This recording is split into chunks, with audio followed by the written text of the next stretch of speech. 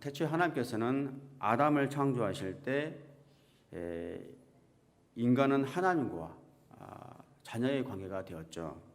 그러나 죄로 인해서 이 관계가 깨어진 것입니다. 이후에 아브라함 한 사람을 택하여 부르셨고 그와 언약을 맺으면서 그들의 후손과 하나님의 백성, 즉 아버지와 자녀의 관계로 삼아 주셨습니다. 그래서 하나님과 이스라엘 백성과의 언약 관계는 간단히 말씀드리면 하나님은 이스라엘 백성들이 하나님이 되고 이스라엘 백성들은 하나님의 백성이다. 이런 관계인 것이죠. 그러고 난 다음에 430년이라는 시간이 흘렀습니다. 그래서 하나님께서 다시 이 언약을 다시 상기시켜서 출애굽한 이스라엘 백성들을 시내산까지 인도에 내셔서 그곳에서 다시 언약 관계를 맺게 된 것입니다. 그렇지만 결국에는 이 관계 또한 이스라엘 백성들이 불순종해서 나중에 이야기입니다만은 관계가 깨어지죠. 그래서 어떻게 됐습니까? 예수 그리스도로 인하여서 우리가 다시 새 언약 관계를 맺게 되는 것입니다. 근데 무엇보다도 가장 큰 은혜는 이스라엘 백성들과 또 저희들과 언약을 맺기 위해서 창조주이신 하나님께서 먼저 우리를 이스라엘 백성들을 찾아와 주셨다는 것입니다. 항상 하나님께서 먼저 이 언약을 기억하셔서 백성들에게 찾아오셨다는 거예요. 이것이 놀라운 은혜이시죠. 감사뿐인 것이죠. 우리를 찾아와 주시는 하나님께 대해서. 오늘 이 말씀을 통해서 이 언약에 대해서 우리가 다시 한번 깊이 생각해 보는 시간이 되기를 원합니다. 먼저 1절과 2절의 말씀을 보시겠습니다. 이스라엘 백성들이 1월 15일에 출애굽을 합니다. 그래서 3월쯤 유대 달력으로 3월쯤 되어서 시내 광야에 도착을 합니다. 약 2달 정도 소요가 되죠. 그래서 리비딤에서 1000부장, 100부장, 50부장, 10부장으로 각 리더십을 세웠습니다. 그래서 조직 체계를 이제 만들었죠. 리비딤에서.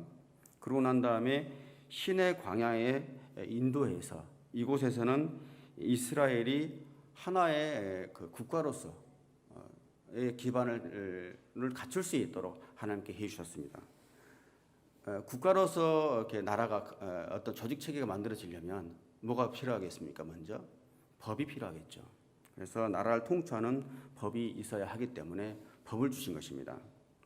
그래서 하나님께서는 모든 법의 근간이라고 할 수 있는 근간법이라고 할 수 있는 도덕법이라고 할 수 있는 10계명을 그다음에 각종의 어떤 율법을 하나님께서 주신 것입니다. 그러므로 인해서 국가로서의 어떤 법적 체계를 만들어 주시는 것이죠.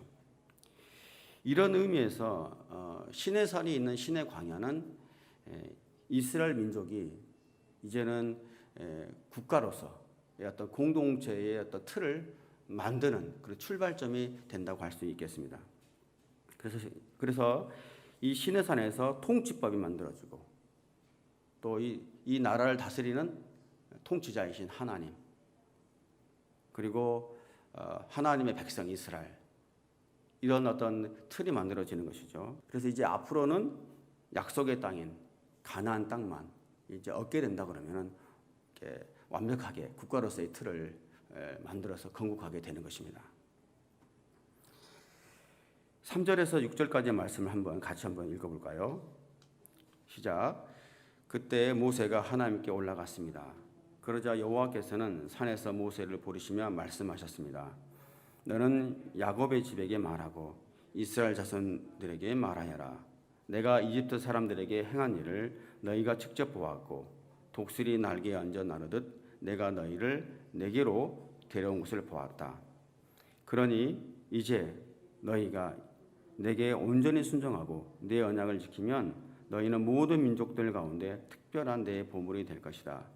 온 땅에 다 내 것이지만 너희는 내게 제사장 나라 거룩한 민족이 될 것이다. 너는 이 말을 이스라엘 백성들에게 전하여라.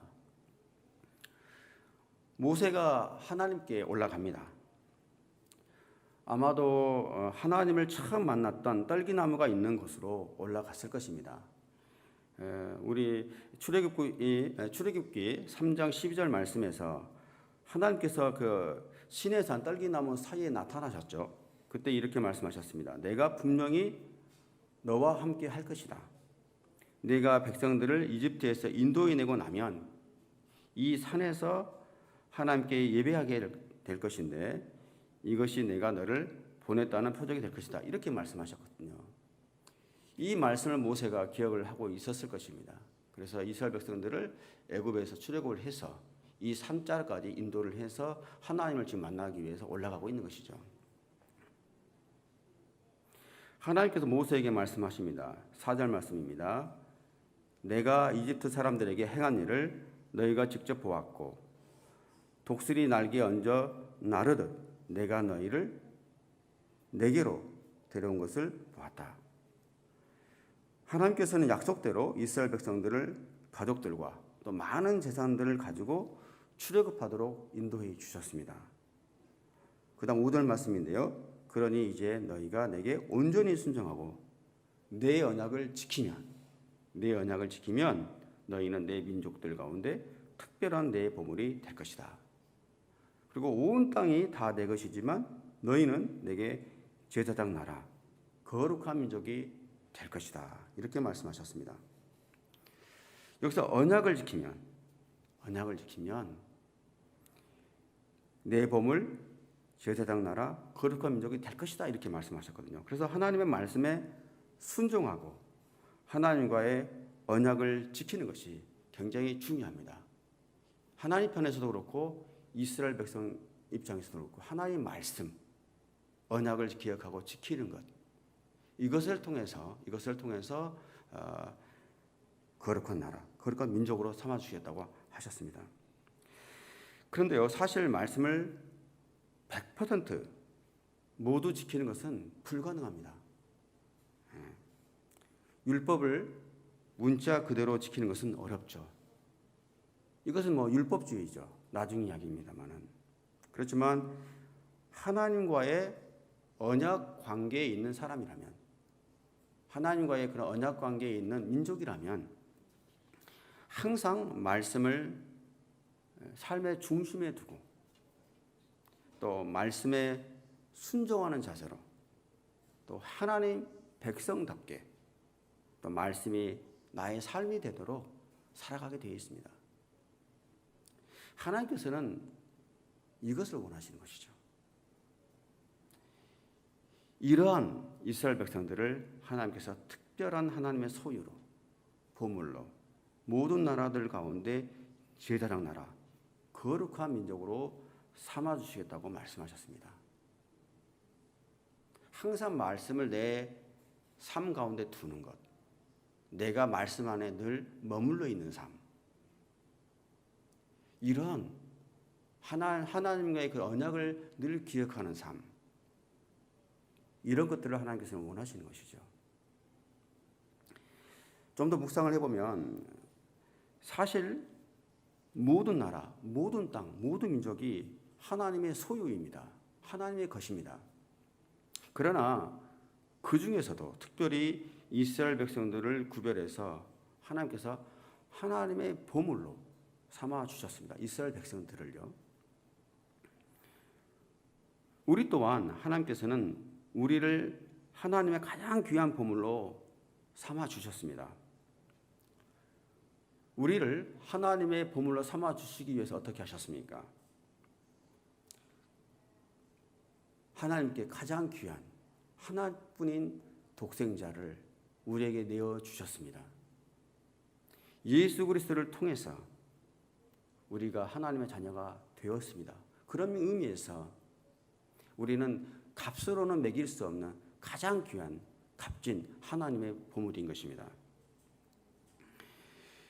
이러한 축복을 우리가 다시 한번 기억하고 믿는 저와 여러분들이 되시기를 예수 그리스도의 이름으로 축복합니다. 또한 하나님께서는 이스라엘 백성들을 모든 나라를 구원하기 위해서 제사장 나라로 삼아 주셨습니다.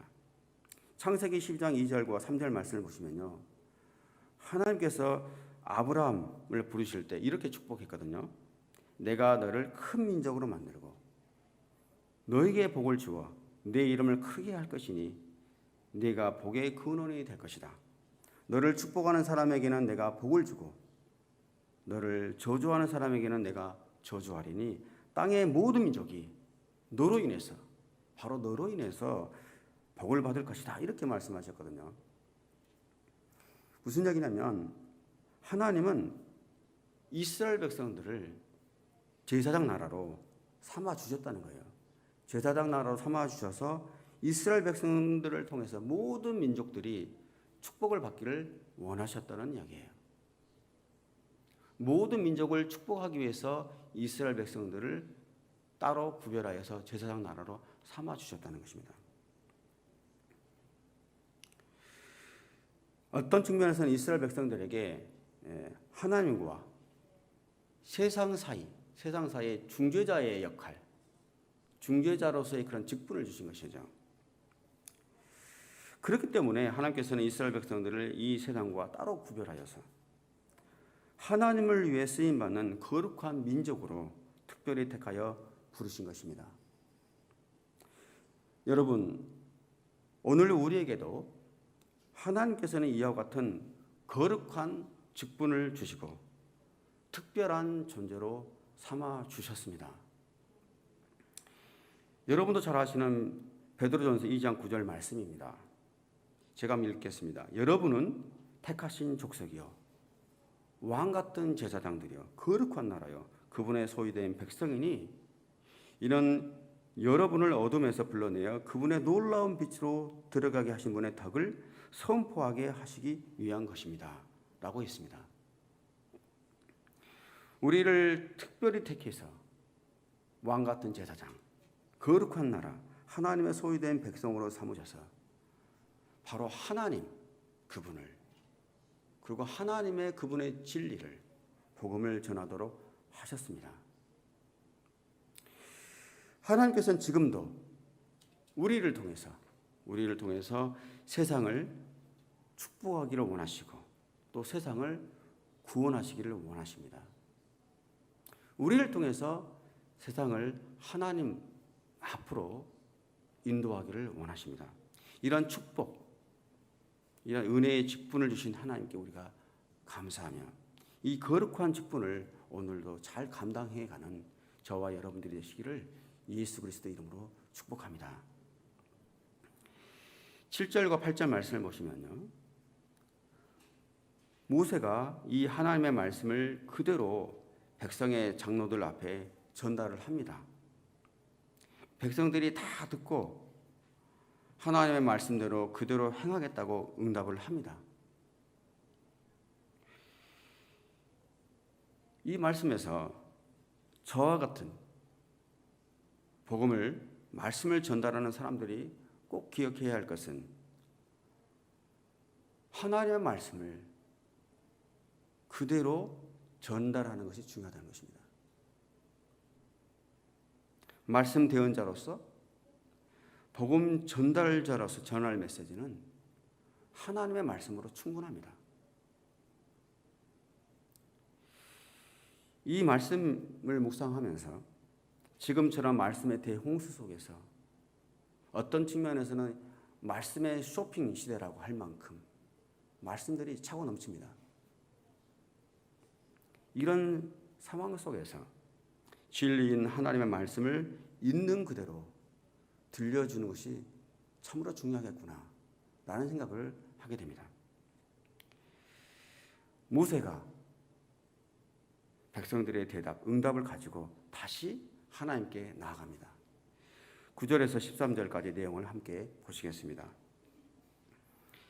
하나님께서 빽빽한 구름 가운데서 모세에게 내려가시겠다고 하십니다. 이렇게 하신 이유는 백성들 앞에서 모세의 권위를 세워주고 또 모세를 통해서 하신 하나님의 말씀을 백성들이 진실로 믿게 하시려는 의도가 있었던 것 같아요. 나중에 이스라엘 백성들이 반복적으로 짓는 죄가 주로 어떤 것이었습니까? 대부분 모세의 권위에 대항하고 불평함으로 인해서 하나님의 말씀에 불순종하는 그런 거역하는 죄들이었습니다. 모세의 말을 듣지 않는 그런 불순종하는 죄들이었습니다. 대부분이. 여러분, 지도자의 권위는 하나님께서 주시는 권위입니다. 그러한 권위를 주시는 이유는 바로 하나님의 말씀을 성도들이, 청중들이 믿도록 하기 위한 것이죠. 하나님의 말씀을 믿도록 하기 위해서 지도자에게, 리더에게 권위를 주시는 것입니다. 그래서 지도자를 존중하는 것이 하나님을 존중하는 것입니다. 또한 역으로 지도자는 하나님께서 주시는 권위를 무겁게 받아들여야 합니다. 그래서 성도들, 청중들에게 신뢰받을 수 있도록 거룩하고 성결한 삶을 살아야 할 것입니다. 10절과 11절에요. 하나님께서 모세에게 백성들에게 내려가서 오늘과 내일 그들을 거룩하게 하고 옷을 세탁하게 하고 3일째 되는 날에는 준비되게 하라고 말씀하십니다. 그날 백성들이 보는 앞에서 시내산으로 내려가시겠다고 말씀하십니다. 이날에 바로 이제 십계명을 주시는 것이죠. 12절, 13절 보시면요. 백성들 주위에 경계선을 만들고 산에 올라가거나 산자락이라도 건드리지 않도록 하라. 이렇게 명령하십니다. 건드리거나 만지면 죽을 것이라고 이렇게 경고를 하셨죠. 하나님이 임재한 곳이 거룩한 것이고 바로 그곳이 성전입니다. 하나님께서 내려오시는 그곳이 바로 성전이거든요. 그래서 구약의 성전에서 백성들이 함부로 들어갈 수 없듯이 마치 신의 산이라는 이 성전에 백성들이 함부로 접근해서는 안 된다는 그런 말씀인 것이죠. 죄인된 백성들이 어떤 분별력 없이 행동하다가 혹시나 죽게 될까 봐 염려해서 미리 말씀해 주시는 것입니다. 그래서 이렇게 철저하게 하나님께서 접근을 금지한 것은 백성들의 생명을 지키기 위해서 보호해 주시기 위한 하나님의 배려인 거예요. 죄된 몸으로 마음으로 섣불리 다가왔다가 죽을까 봐 아주 엄격하게 경계를 하고 있는 것입니다. 여러분, 로마서 3장 23절에 모든 사람이 죄를 지었으므로 하나님의 영광에 이르지 못하였다라고 했습니다. 그리고 여러분도 잘 아시지만 내가 거룩하니 너희도 거룩하라. 하나님께서 말씀하셨습니다. 하나님은 거룩하신 분이기 때문에 우리는 우리와 같은 더러운 오물과 죄를 가지고는 절대 하나님의 영광 앞에 설 수 없는 존재입니다. 죄를 가지고는 하나님을 대면할 수도 없을 뿐만 아니라 또 하나님과의 자녀로서의 정상적인 관계 자체도 형성될 수가 없어요. 그래서 하나님께서 어떻게 하셨습니까? 우리의 죄, 우리의 모든 허물을 용서해 주시기 위해서 예수 그리스도를 보내주셨습니다. 예수 그리스도의 그분의 붉은 피로 우리의 죄, 더러운 몸과 마음을 깨끗하게 씻어주셨습니다. 바로 예수 그리스도로 인해서 우리가 거룩하게 되었고 오늘도 하나님의 영광 앞에 나아갈 수 있는 존재가 된 것이죠. 14절에 보면 이스라엘 백성들은 모세의 말을 듣고 하나님의 말씀대로 순종함으로 자신들을 거룩하게 했고 또 각각 자기들의 옷을 깨끗하게 세탁했습니다. 여러분, 오늘 우리도 우리의 삶 속에서 더럽혀진 육신의 허물과 마음을 주님의 보혈에 푹 담가서 주님의 보혈로 깨끗하게 씻기를 원합니다. 하나님의 말씀을 하나님의 말씀을 거룩히 대하는 경건한 자세를 늘 갖추기를 원합니다. 오늘도 우리 각자에 주신 하나님의 말씀을 하나님을 대하듯 늘 겸허하게 듣고 겸손히 순종하며 나가는 저와 여러분들이 되시기를 예수 그리스도의 이름으로 축복합니다.